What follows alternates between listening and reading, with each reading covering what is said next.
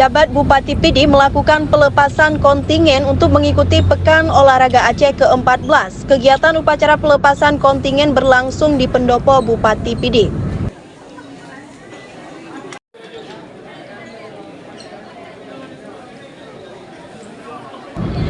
Sebelum melakukan pelepasan kontingen, PJ Bupati PD Wahyudi Adi Siswanto memberikan semangat untuk para atlet dan tim ofisial.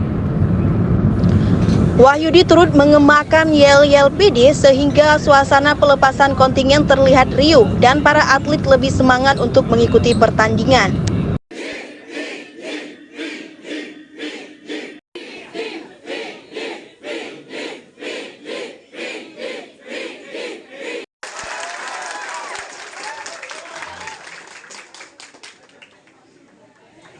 Diketahui kontingen PD terdapat 299 atlet putra dan 192 atlet perempuan serta 225 tim official yang bertanding pada 35 cabang olahraga pada Pora ke-14.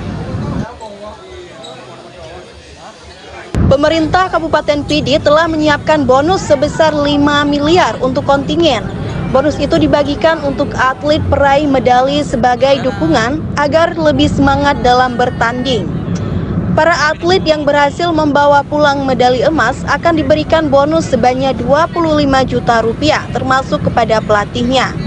Sementara atlet peraih perak dan perunggu juga diberikan bonus disesuaikan dengan prestasinya. Dari Kabupaten PD, Rudi Loka melaporkan.